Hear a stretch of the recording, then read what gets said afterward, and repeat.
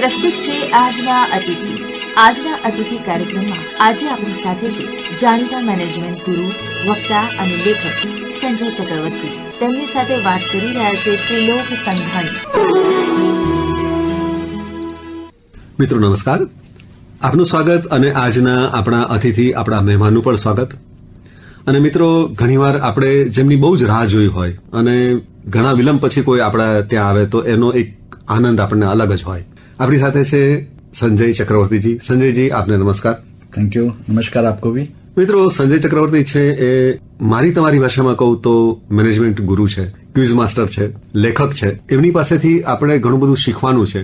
Sanjay ji, origin की बात करें तो आप बंगाल से हैं, तो बंगाल से अगर हम अहमदाबाद के आपकी जो पूरी जर्नी की बात हम करें तो वो जर्नी किस तरह से शुरू हुई और आप अहमदाबाद में किस तरह से आ गए सर, वो थोड़े बताइए. सर, मुझे पहली बात तो यहाँ बुलाने के लिए बहुत बहुत धन्यवाद जी. अगर मैं अपनी बात करूं, मैं बंगाली हूं जन्म से जी, और मैंने पढ़ाई लिखाई सारा और अपना एजुकेशन जो है वो उदयपुर राजस्थान में किया. और वहां से मेरी फर्स्ट जॉब जो थी, मेरी पहली नौकरी जो थी वो गुजरात में थी. तो कहा जाए तो गुजरात मेरी कर्मभूमि है. जन्मभूमि राजस्थान है और कर्मभूमि गुजरात है. गुजरात में आने के बाद मैं शायद पूरी दुनिया घुमाऊं.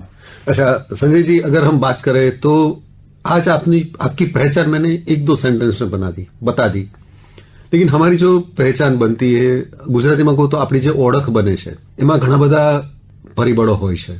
આપણું ઘડતર હોય, આપણું ભણતર હોય, આપણને જે અમુક સમયે ઓપોર્ચ્યુનિટીઝ મળી, અમુક સમયે આપણને તકલીફો પણ પડી હોય, એ બધું મળીને આપણું એક વ્યક્તિત્વનું ઘડતર થતું હોય.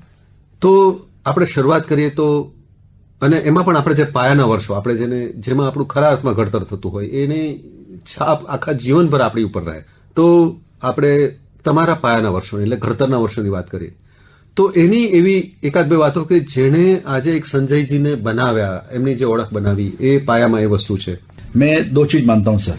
ऐसा है कि हर वो इंसान जो मेरी लाइफ में आया है, हर वो इंसान जो भले वो टीचर के रूप में, भले दोस्त के रूप में, भले मेरे बॉस के रूप में, और मैं उनको धन्यवाद देता हूं कि वो मेरे लिए हार्श रहे. हार्श मतलब कि मेरे लिए बहुत कठिन रहे. अच्छा, वो जो कठिन रहे उन्होंने मुझे सिखाया. ठीक है ना. अगर मैं पीछे मुड़ के देखता हूं, अगर वो कठिन नहीं होते और इसमें मुझे इस गलतफहमी रखते कि मैं दुनिया का सबसे महान आदमी हूं, तो शायद मैं नहीं बन पाता जो भी बना हूं, या जो जिंदगी को लड़ने के लिए वो शक्ति मुझे मिलती ही नहीं. क्योंकि उन्होंने मुझे हर समय हर वक्त बताया कि देखो ये गलत है, इस तरह से करोगे तो अच्छा रहेगा. उस समय शायद मुझे काफी बुरा लगा, लेकिन आज मैं मुड़ के देखता हूं तो आई थिंक मैं उनके पांव छूंगा. आंधी हो, तूफान हो, पूरा राजस्थान उदयपुर बंद हो जाएगा, लेकिन मेरा स्कूल बंद नहीं होता था. શું વાત છે. क्योंकि पैरामिलिट्री फोर्स लगा दी जाती, लेकिन स्कूल बंद नहीं होगा. जी जी, ठीक है ना. और स्कूल जब बंद नहीं होता तो हमें उस समय लगता था पूरा स्कूल, पूरा टाउन बंद है और हमारा स्कूल बंद नहीं है. लेकिन वो इसलिए बताते थे कि वो डिसिप्लिन जो है वो होनी चाहिए.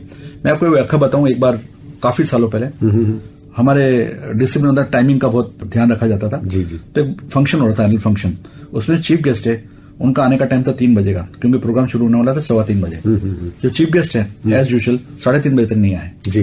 तो वहां जो हमारे प्रिंसिपल थे उन्होंने वहां पे किसी और विशिष्ट व्यक्ति को बुलाकर चीफ गेस्ट बना दिया और उनके आने का इंतजार नहीं किया, क्योंकि वो ये बताना चाहते थे कि कोई अगर टाइम पे नहीं आता ये चल नहीं सकता है. तो मैं अपने स्टूडेंट जो 2000 बच्चे हैं उनको कैसे चला सकता हूँ. क्या बात. तो वो जो शिक्षा थी उस समय में बड़ा अजीब से लगा, बड़ा सरप्राइजिंग लगा कि कैसी बातें कर रहे हैं, किस तरह से कर रहे हैं.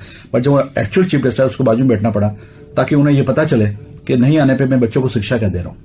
बहुत अच्छा. आज वो हमारे काम आती है.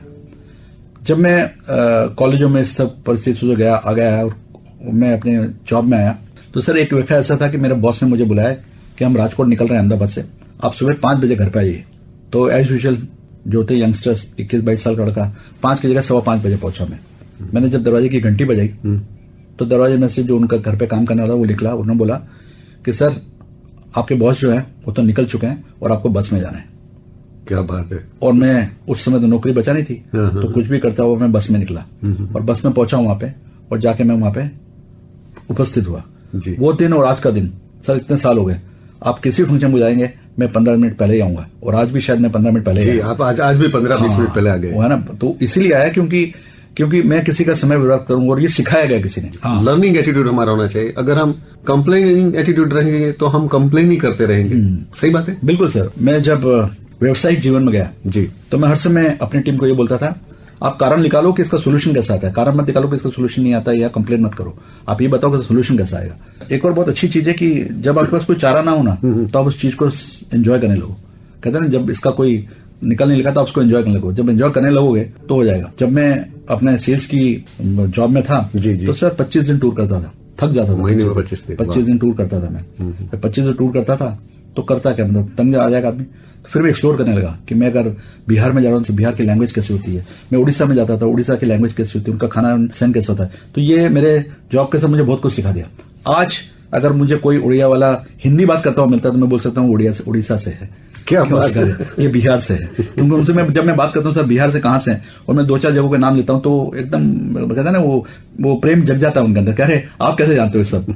तो वो इसलिए होता है क्योंकि आपका चारा नहीं है, आपको करना ही है। क्योंकि आपको सब कुछ सहूलियत में मिल गई हो, प्लेट में मिल गई, तो आपको उस चीज का मजा नहीं आएगा आपको। तो आपको मैं तो चाहता हूँ कि जितनी डिफिकल्टी आएगी उतना ऊपर आते रहोगे, उतना उठते रहोगे। संजय जी, आप जब हम स्टूडियो में इससे ही हम अंदर आ रहे थे और बात कर रहे थे, बचपन की कुछ बातें कर रहे थे, तो आपने स्कूलिंग के कुछ 1-2 और भी ऐसे जो बातें कही जो हम सबके लिए कुछ हमें संदेश दे जाती है। तो आपने सर मुझे तिलोक जी मौका दे दिया कि मैं वापस स्कूल चला जाऊं कुछ सालों पहले। ऐसा होता है कि सर राष्ट्रीय गीत जो होता है जन गण मन वो शायद 52 सेकंड का होता है जी। तो हमें सुबह प्रेयर जब होती, प्रार्थना होती थी, उसके बाद हमें राष्ट्रीय गीत गाना होता था जी। तो राष्ट्रीय गीत हम कैजुअली सुबह ठंड का टाइम होता था, कभी 50 सेकंड में खत्म करते, कभी 53 सेकंड में खत्म करते।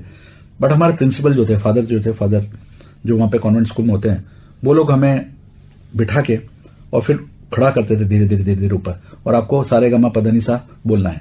तो हमें समझ में नहीं आता था कि क्यों करवा रहे हैं। उसके बाद बोलते थे कि जनगण मन गाओ। तो जब जनगण मन गाते थे, जब तक 52 सेकंड में खत्म नहीं होता है तब तक वो धूप में खड़े करके गवाते रहते थे। 53 होगा तो भी रुकेंगे। उनका यह कहना था कि इस राष्ट्रीय गीत का आप सम्मान नहीं कर रहे हो। 52 सेकंड है तो 52 ही होना चाहिए, बहुत अच्छा। उसके ऊपर नीचे नहीं होना चाहिए। फिर कई बार होता था कि स्कूल में सब कुछ होता था सर, स्विमिंग पूल है, कैंटीन है, सब कुछ होता था जी। तो हमें ये दिया जाता था इंस्ट्रक्शन कि आपको कैंटीन से ही खाना है, बाहर का खाना नहीं है जी। पर जब जिस चीज के लिए रोका जाता है ना सर, उसको तोड़ने के लिए काफी मजा आता है, चैलेंज आता है। तो सर हमको भी चैलेंज आया, तो हम लोग क्या करते थे, खिसखुस से तोड़कर बाहर से जाके चॉकलेट लेके आते थे जी। तो हाथ में चॉकलेट लिया 3, जैसे हम एंट्री करते थे तो कोई ना कोई हमें पकड़ ही लेता था। जब हमें पकड़ लिया तो प्रिंसिपल बुलाया जाता कि सर इन लोगों ने ऐसा किया।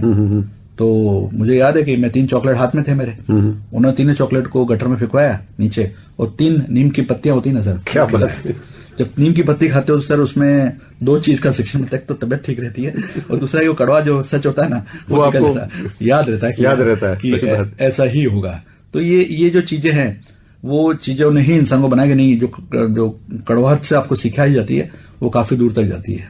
और स्कूल ऐसा था सर कि मैं बोल सकता हूं कि वो जो फादर थे जिनको मैं सैल्यूट करता हूं, उन्होंने अपनी पूरी लाइफ इस स्कूल के लिए दिया था।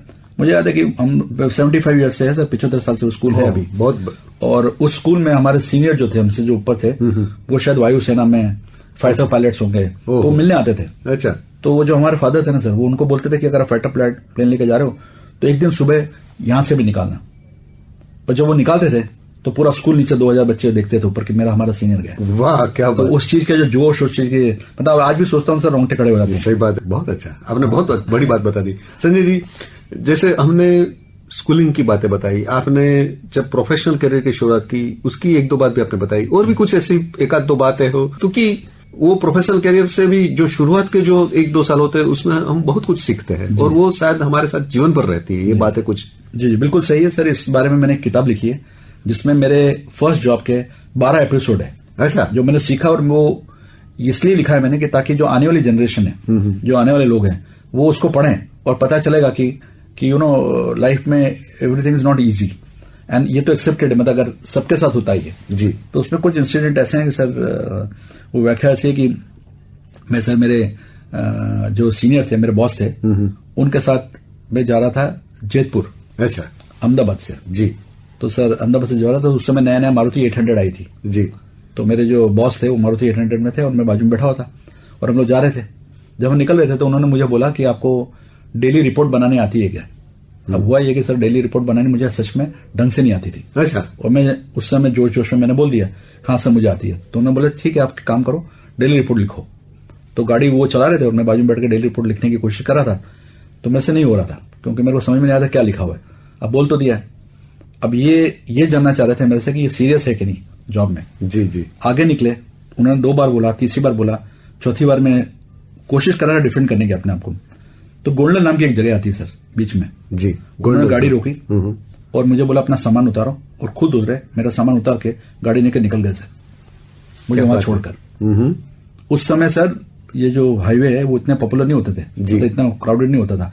1 घंटे में एक बस आती थी, छकड़े आते थे, दूर दूर तक दिखता नहीं था एक साथ। तो वहां पर रोक दिया और वो चले गए।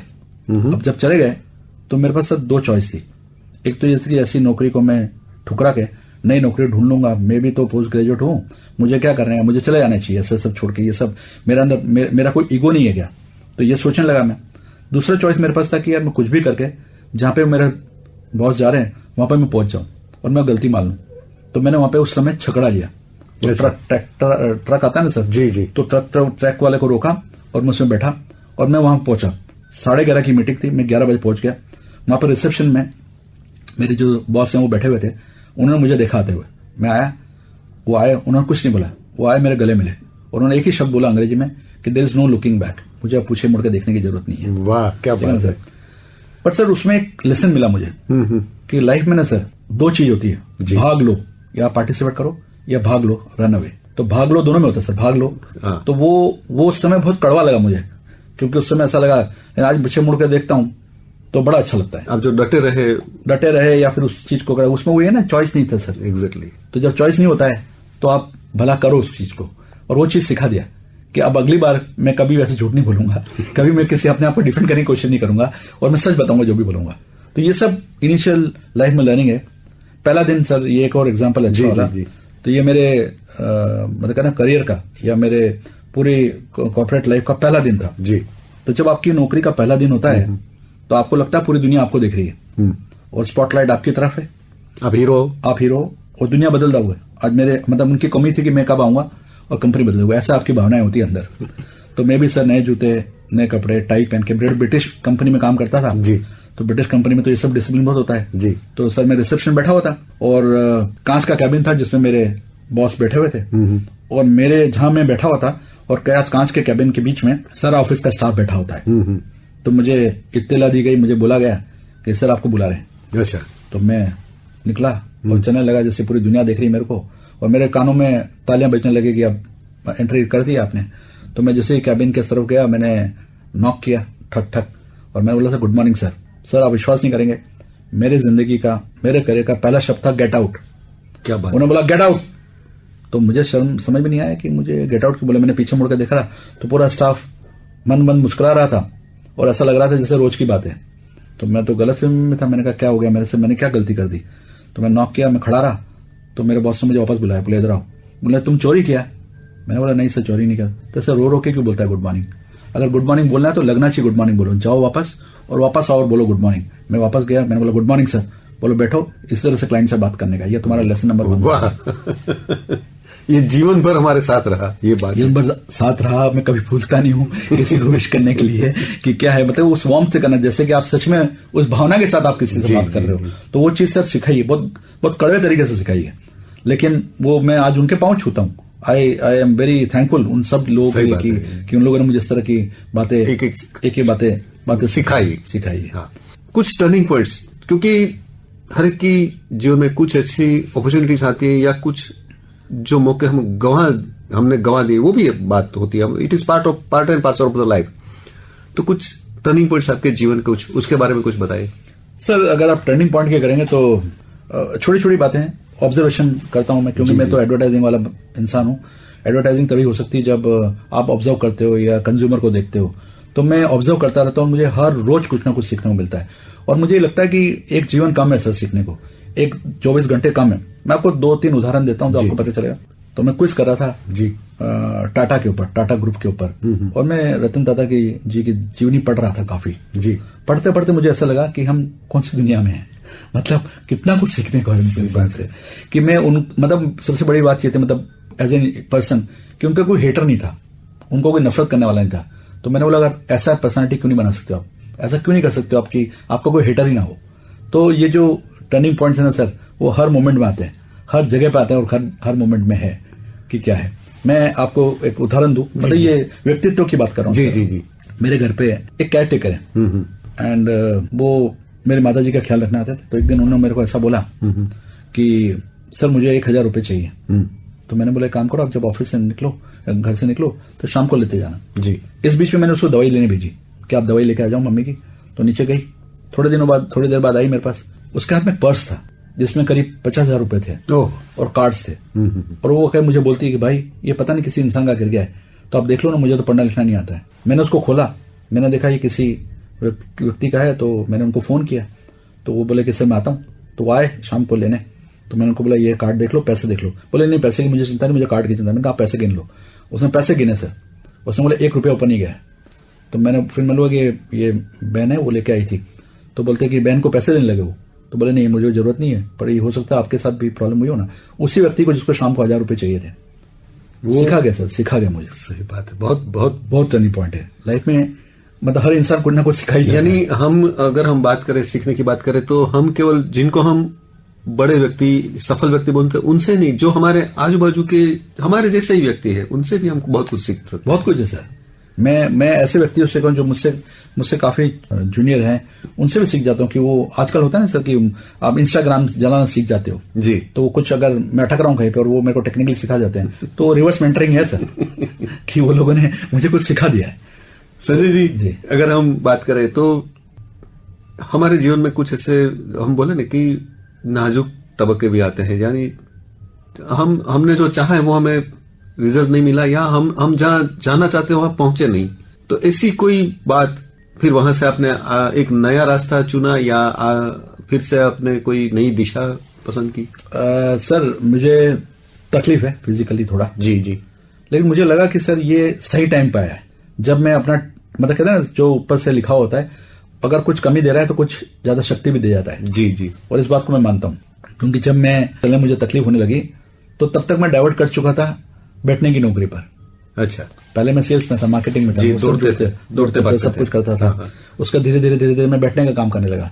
बैठने के काम के बाद मुझे वीकनेस आने लगी शरीर में। पर मेरे को लगा कि मतलब कि ऐसा है कि मुझसे भी ज्यादा तकलीफ वाले लोग हैं दुनिया में, और मुझे ऐसी कोई चीज नहीं है जो नहीं कर सकता हूं। क्योंकि फिजिकल के साथ मेंटल स्ट्रेंथ होना बहुत जरूरी है सर। जी जी। अगर आप काम मेंटली कर सकते हो तो क्यों नहीं कर सकते हो। और मैंने कहीं सुना था एक अच्छी चीज, और अंग्रेजी में ये कहते थे कि there is a special pleasure in doing things when people say you can't do it. Exactly. मतलब एक बहुत अच्छी खुशी मिलती है जब लोग बोलते हैं कि आप ये कर नहीं सकते हो, वो करके दिखाएं। वो करने, और किसी को प्रूव करने की बात नहीं है सर। ये अपने आप को सेटिस्फाई करो और अपना करो। और उसके बाद ये करो कि देखो ऐसा है कि ऐसी कौन सी चीज मैं नहीं कर सकता हूँ जो ब्रेन नहीं कर सकता, दिमाग नहीं कर सकता। अगर आप दिमाग से कर सकते हो तो सब कुछ पॉसिबल है सर। और ये सब कुछ जो कमजोरी है सर, ये दिमाग के ऊपर है। बहुत अच्छी। अगर आपने दिमाग से कमजोर हो गए आप तो गए काम से सर। वो जो फौजी है ना सर, वो -20 डिग्री में खड़ा हुआ है ना, जो हमारी सुरक्षा कर रहा है, वो फिजिकल स्ट्रेंथ के लिए नहीं, वो मेंटल स्ट्रेंथ के लिए खड़ा हुआ है। फिजिकल तो ही है सर जी, उसका मतलब शारीरिक ताकत तो ही है, पर उससे ज्यादा उसकी मानसिक ताकत है कि वो वहां पे -20 डिग्री में खड़ा हो सकता है। वेरी ट्रू, है ना। तो सेम वे हम इस दुनिया के तो योद्धा हो सकते हैं ना। तो हर मोमेंट में हर इंसान के साथ कुछ ना कुछ युद्ध चल रहा है जी, है ना। कि ऐसा नहीं कि वो युद्ध नहीं कर रहा है, वो कर रहा है, वो आपको बोल नहीं रहा है, वो आपको बता नहीं रहा है, बट हो सकता है वो अंदर अंदर बहुत सारा युद्ध कर रहा हो जी जी, है ना। और आपको हर समय ये देखना है कि आपको पूरी दुनिया देख रही है। आप ऐसा कुछ नहीं करोगे कि आने वाला जो जनरेशन है या आने वाले लोग आपके आजू बाजू वो आपसे डिप्रेस हो जाए या आपसे डीमोटिवेटेड हो जाए। फिर आपने क्या किया सर जी, है ना। आप आए, अपनी जिंदगी जी और आप चले गए, किसी ने याद भी नहीं किया। पर ऐसा कुछ करके जाओ ना कि आपकी बात भी याद करें। हाँ, आपको 5, 7, 10 लोग भी अच्छी तरह से बात करें, दैट इज अरे सर मैं आपका जीवन सफल है। आपको मतलब कुछ चीजें हैं जो ये टिप दे रहा हूं, मैं अपनी बढ़ाई नहीं कर रहा हूं, आपको टिप देता हूं। मैंने अपने व्यवसायिक जीवन में बहुत सारे इंटरव्यू लिए जी, तो मैं 2 चीजों को बहुत ख्याल रखता था कि किसी इंसान को मैंने 4 बजे बुलाया तो मैं उससे 4 बजे ही मिलूंगा। ऐसा नहीं कि मैं 4 बजे वो इंटरव्यू देना है तो मैं उसको 4:30 बजे मिलूं, नहीं, मैं कभी नहीं करूंगा, वेट नहीं करवाएंगे, नेवर। बिकॉज उसको 4 बजे का टाइम दिया, that is the day he is learning. बहुत कि 4 बजे जो है 4 बजे आके वो मिलेगा मुझसे। दूसरी बात यह कि हो सकता है कि जब वो इंटरव्यू दे रहा है मैं उसको नहीं ले पा रहा हूं नौकरी में किसी कारण से, या तो उसकी सैलरी की आशाएं ज्यादा हैं या फिर उसका एजुकेशन मेरे से मैच नहीं करता है। तो मैं उसको कभी ऐसा नहीं बोलूंगा, रिजेक्ट नहीं करूंगा। मैं उसको ये बोलूंगा कि आपके अंदर क्वालिफिकेशन है, लेकिन जो चीज चाहिए मुझे वो शायद मैच नहीं कर रही है, मैं फिर कभी मिलूंगा आपसे इस बारे में, है ना। तो वो चीज वो याद रखते हैं। सर मेरे साथ ऐसा हुआ है, 7-8 साल बाद लोग मिले और वो जो मिले हैं मेरे क्लाइंट बन के कभी, और वहां पे ये मिलते हैं मुझे और मुझे बोलते हैं सर मैं आपसे मिला हूं। तो मैं बोलता हूं कहाँ मिले? बोला आपने मुझे इंटरव्यू लिया था, मेरे को रिजेक्ट किया था। तो मेरे लिए तो बड़ा अजीब सा सिचुएशन में बोला नहीं सर, जब आपने रिजेक्ट कराया था तो मुझे बताया जरूर था कि मैंने क्यों रिजेक्ट किया है। हाँ, और मैं चाहता था कि ऐसा मैं आपके साथ काम करूं। तो सर करोड़ों रुपए नहीं कमाया हूं, लेकिन ये जो चीजें होती है ना वो आपको बहुत जगह ले जाती है और बहुत अच्छा लगता है। ये सच्ची कमाई है, सच्ची कमाई है। मतलब आप इसी को कमाओ ना, मैं अपने आप नहीं सबको बोलता हूं कि आप कमाओ, है ना। जो आज मेरे से नीचे हो सकता है कल को मुझसे ऊपर हो, तो इसलिए आप उसको चैलेंज मत करो। संजय जी, एक આપણે ગુજરાતીમાં વાત કરું તો લેખક તરીકેની તમારી યાત્રા કઈ રીતે શરૂ થઈ? હું બહુ જગ્યા જતો હતો આપણે લેક્ચર આપવા, જી જી, પણ મને બધા કીધું કે લેક્ચરમાં 100 લોકો આવે, 150 લોકો આવે, 200 લોકો આવે, પણ તમારે વધારે જગ્યા પહોંચવું જોઈએ। તો એટલા માટે મને કીધું કે તમે ચોપડી લખો, તમારી જે એક્સપિરિયન્સ છે એ શેર કરો। जी, मैं फिक्शन नहीं लिखता हूँ सर, मैंने जो रिलेज किया मेरे साथ जो हुआ मैं वही लिखता हूँ, और जब वो लिखता हूँ तो हजारों लोगों तक जाता है। और सबसे बड़ी बात हुई कि जब मैंने लिखना चालू किया तो काफी कंपनियां मेरे सामने आई, उन्होंने बोला कि सर आपने इंग्लिश में लिखा है, इसको हम गुजराती में करना चाहते हैं ताकि ज्यादा से ज्यादा गुजराती लोगों तक जाए, वो हमारी जिम्मेदारी, हम लिखेंगे, आप सिर्फ परमिशन दीजिए। वाह। और वो हुआ ऐसा। और छोटी छोटी चीजें हैं, जैसे मैंने पहली बुक लिखी जिसमें मैंने अपने पहली नौकरी के बारे में लिखा, दूसरी बुक में मैंने मार्केटिंग में जो सीखा वो लिखा। हाँ, उसमें मार्केटिंग में जैसे कैसी कैसी स्टोरी सर मैं आपको बताऊं। जैसे आप ट्रैफिक सिग्नल में जाते हैं तो वहां पे सामान बेचने वाले आते हैं, उनके पास सिर्फ 90 सेकंड होता है सर। 90 सेकंड में वो कंक्लूड करता है डील, वो देखता है कौन खरीदेगा, पैसे का ट्रांजैक्शन होता है, डील करता है और निकल जाता है। तो उससे सीखने को बहुत है सर। हम तो 6 महीने तक स्ट्रैटेजी बना रहे होते बैठकर, लेकिन वो 90 सेकंड में बेच के निकल जाता है और वो अपनी रोजी रोटी कर रहा है। आप सोचो सप्लाई चेन कितना तगड़ा है, तो हर रोज नया नया कुछ ना लेके आएगा और सबका जोर रहता है, और उसको पता है कि कौन खरीदने वाला। फूल है तो यंग लोगों तक जाएगा, खिलौना है तो बच्चों तक जाएगा, और वो बम्पर टू बम्पर जाता है और 90 सेकंड में पैसा बना के चला जाता है। तो हम तो बड़ी बड़ी स्ट्रैटेजी बनाते बैठकर, है ना, सब कुछ करते हैं, तो उनसे भी सीखने को है ना।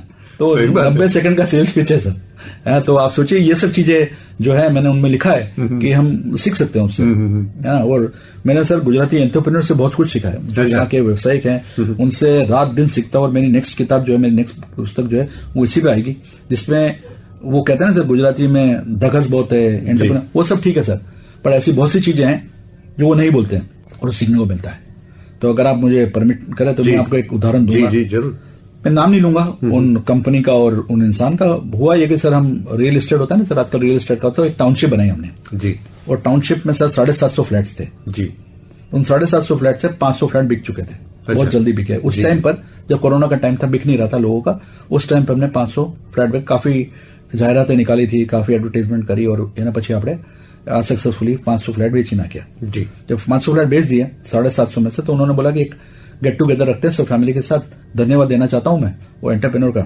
अब मैं गुजराती एंटरप्रेन्योर की बात कर रहा हूं जो बहुत बड़ा सोचता है जी जी जी। तो मैंने बोला ठीक है, तो सब लोग आए, हम लोग सब पार्टी वार्टी करी, खाना वाना खाया। उनकी आदत है कि वो कभी अपना क्रेडिट नहीं लेते, मतलब अपने बारे में नहीं बोलते, वो हर समय दूसरों को क्रेडिट देते कि मेरे कारण नहीं, इनके कारण हुआ, इनके कारण हुआ, सब किया उन्होंने। वाह।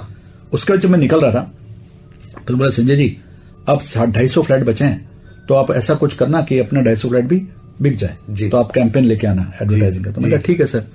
तो 15 दिन बाद मैं मिला उनसे।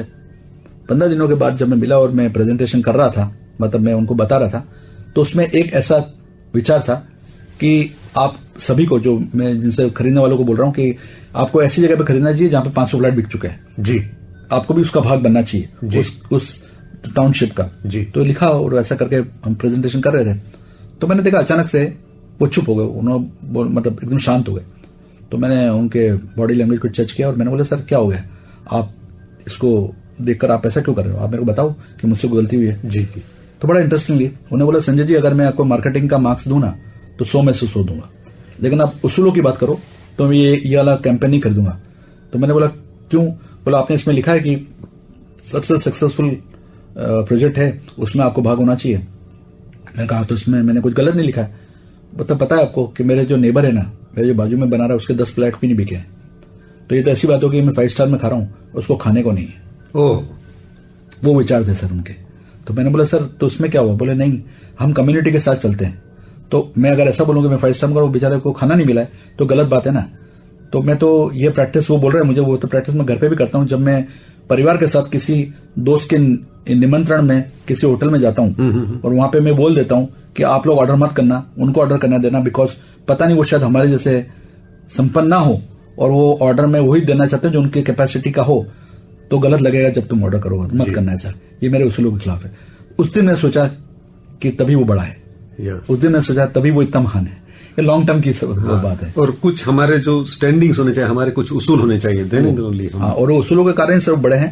वो इसलिए नहीं क्योंकि वो माइंड बहुत तगड़ा है, वो तो है ही है, पर उसके अलावा ये जो उसूल है ना सर, सिद्धांत होने चाहिए, सिद्धांत जो है वो चीज हर इंसान, बता रहा था आपको, हर कोने में सिखा जाता है कोई ना कोई। और वो दिन सीखा मैंने, कहा हाँ ये उसूल की बात है। और मेरे को बड़ी खुशी हुई कि मैं इनके साथ काम कर रहा हूँ। मुझे बड़ा प्राउड फील हुआ, मतलब मुझे बड़ा एकदम गर्व से मैं बोला कि यार मैं ऐसे इंसान के संग जो सिखा गया वो।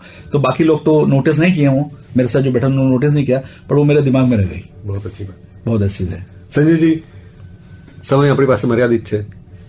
અંતમાં આપણે કોઈ એવી એક વાત શ્રોતા મિત્રોને આપણે કહીને આપણી વાતને અટકાવીએ કે જે ફરીવાર કહું કે જેની છાપ, જેની એક કહીએ ને કે એક તમારી ઉપર અમીઠ છાપ છોડીને એવી કોઈ વાત છોડીને ગયું, એવી એક વાત સાથે આપણે સમાપન કરીએ। मैं नहीं तो कौन, जी, और अभी नहीं तो कब। बहुत अच्छी बात। तो यही बात के साथ आपके जो भी फ्यूचर प्लानिंग्स हैं उसके लिए ढेर शुभकामनाएं। धन्यवाद सर, धन्यवाद। और आपका तहे दिल से धन्यवाद। फिर से एक बार आपको ढेर सारी शुभकामनाएं। Thank you very much Sanjay ji. धन्यवाद। તો આ હતો કાર્યક્રમ આજના અતિથિ। આજના અતિથિ કાર્યક્રમમાં આજે આપણી સાથે હતા જાણીતા મેનેજમેન્ટ ગુરુ, વક્તા અને લેખક સંજય ચક્રવર્તી। તેમની સાથે વાતચીત કરી રહ્યા હતા તે લોક સંઘાણી। કાર્યક્રમ અહીં સમાપ્ત થયો।